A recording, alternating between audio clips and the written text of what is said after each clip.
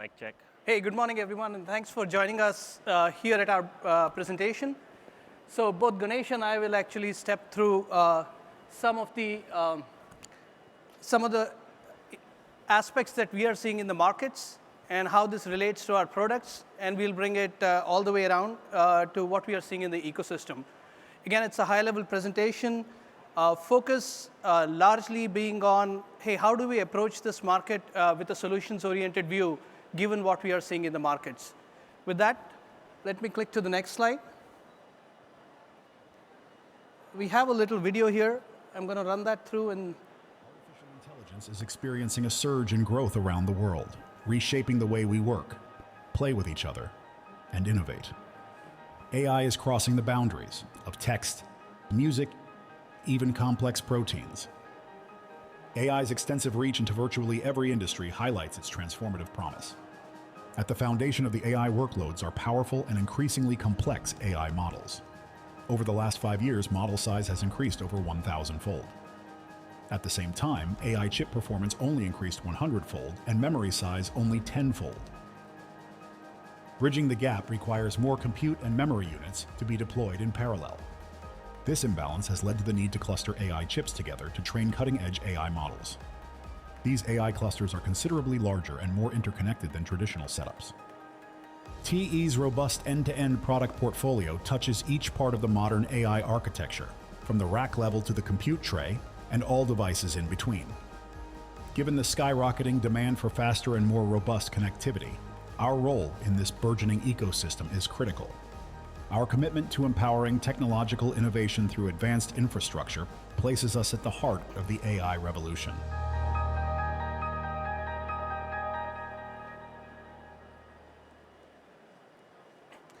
a couple of things as we are seeing this evolution or revolution unfold in front of us, right?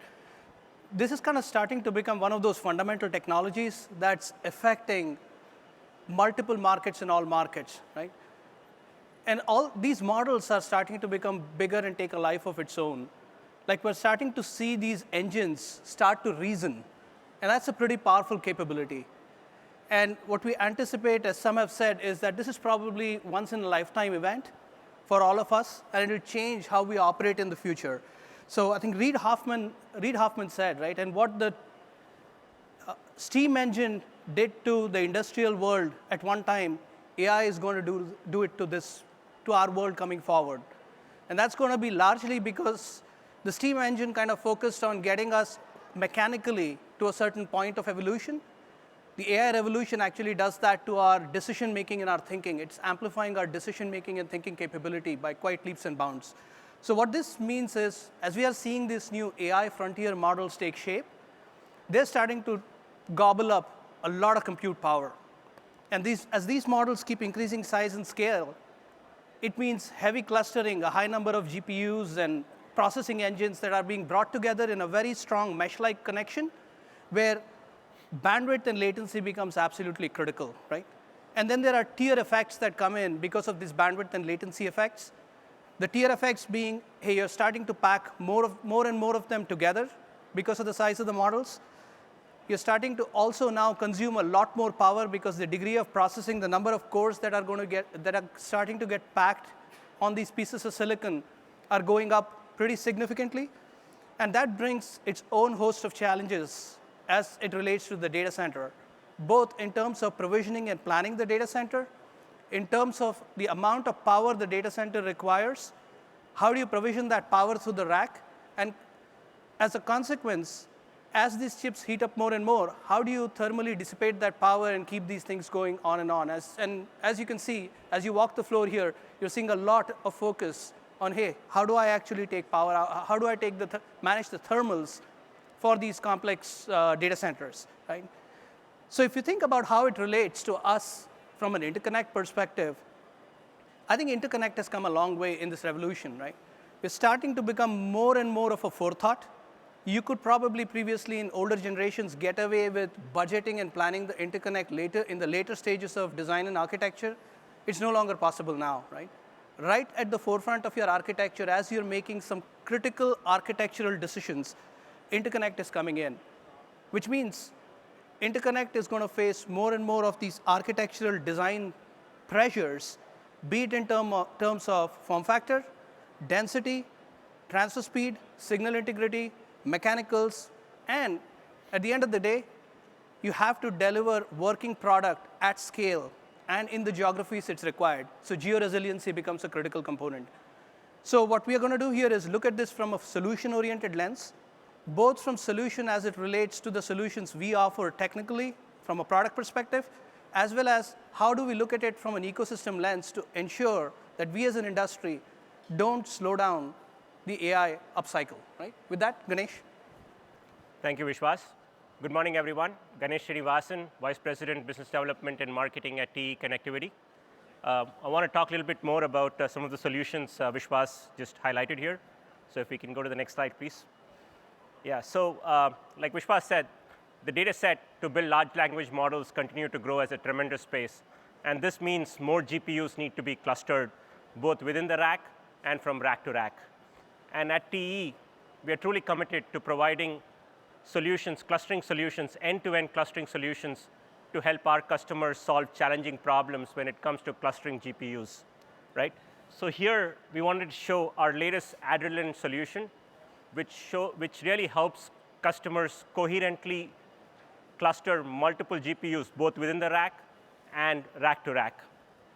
So we have the cable backplane solution that truly provides a very dense and mechanically robust solution to cluster multiple GPUs in the same rack, right?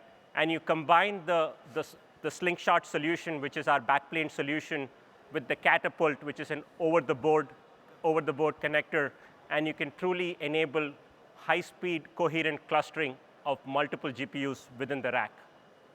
Now, there is also a need to go from rack to rack, because we are talking about clustering not only like 36, 72 GPUs, but we're talking about clustering 200, 2,000, 4,000 GPUs. So for that, we provide front-end networking through both I/O connectors, I/O cages, and a combination of DACs, active electrical cables, and AOCs, active optical cables, to provide rack-to-rack connectivity and enable, again, a large cluster to process complex models, right? Again, the theme here is we are here to provide end-to-end solutions, because with clustering, there's a lot of complex challenges around SI, around mechanicals, around thermals, and we want to enable our customers be successful, and that means providing end-to-end solutions. Right. Right. And as we talk about signal chain, there is also another very important component in the data center, which is power. We hear a lot about, hey, these data centers need to be powered. The need for power in these clustering solutions continues to grow at a tremendous pace. And our goal, again, is to provide reliable, efficient solutions that can help our customers cluster multiple GPUs and multiple compute in the data center. So as we talk about power solutions here, right, we provide the entire infrastructure from AC power whips that help transmit AC power across the data center. And then when it comes to rack-level solutions, busbar is kind of the backbone of every single rack out there, right? So we want to provide very efficient busbar solutions and all the connectors that truly go along with the busbars to be able to efficiently power these racks. We focus a lot on T-Rise performance. We focus a lot on mechanical performance. We focus a lot on density. Power density is a very critical piece of these racks. So being able to provide those dense solutions in a very efficient manner is something we strive to do every day. Right.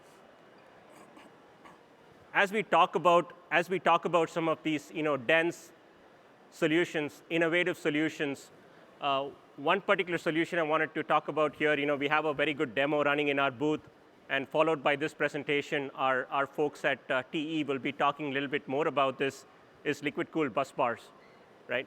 This is a first in the industry innovation that TE is driving.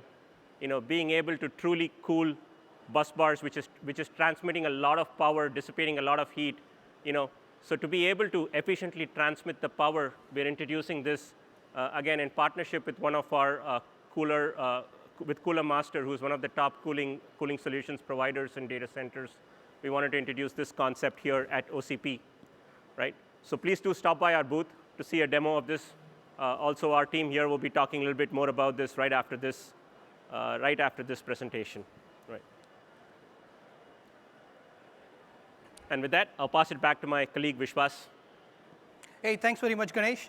So hey, just bringing it all back together in terms of our commitment and capabilities, right? I mean, there are two levels of solutions if you dissect this, the way we look at it, right? One is actually a solution in the data center, and the second one is, hey, we are trying to architect solutions across the ecosystem because we believe that the scale of this AI upsurge is so high that we as an industry, as an ecosystem, need to come together to service this. And I'll step into a couple of examples here, right? The first one is the front-end ecosystem partnership with our customers and with our ecosystem partners, right from the system architectural lens. Because as we just discussed, right, interconnect is starting to become a forethought. If interconnect is a forethought, we need presence from the interconnect industry in the architectural decisions that are getting made in the data center. So that becomes critical. Partnership across multiple stakeholders in the ecosystem becomes very critical, especially, for example, not just with our customers and not just the line of product, like, for example, customers and ODMs, but also across silicon partners and across other members of the ecosystem, including going deeper into our supply chain and driving the level of innovation that we need to drive, right?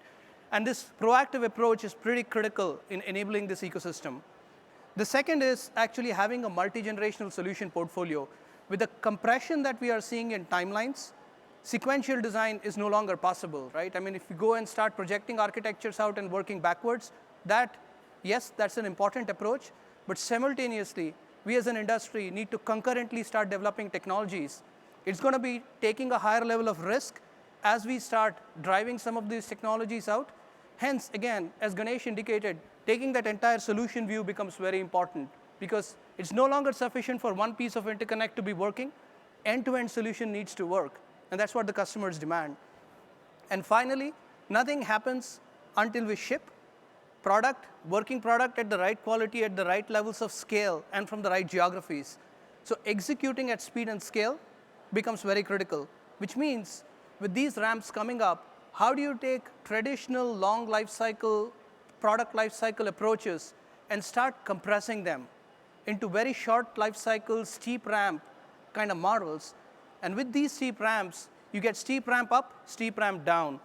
And how do you start actually architecting a model across the ecosystem where, for example, we have a second sourcing model in this interconnect ecosystem, where if one party wins in a certain generation, they can work with other parties to bring more capacity to bear for the industry. How do we start refining jointly with our fellow travelers this model so we collectively de-risk the industry, right?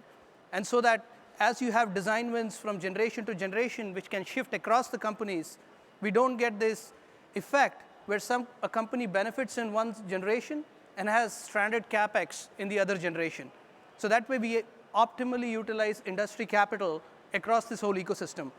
And thirdly, we have to have consistency executing across geos, given the geo-resiliency requirements that the industry places on us. So these are some of the commitments. This is how we are working across the industry with our own fellow travelers to make sure that we deliver some level of robustness to this entire ramp. And at the end of the day, it's not possible without investment, right? So as a company, we've increased our CapEx investment multifold going into this cycle. We've also increased our OpEx investment, our investment in people, and bringing talent on board, again, with a significant amount. Because at the end of the day, you can't get this done without people. And as an industry, I think it's a ripe opportunity for us to be able to attract the talent into the interconnect industry. But I think we are at a very unique point in this AI revolution. With that, thanks, everyone. Thank you. I think we are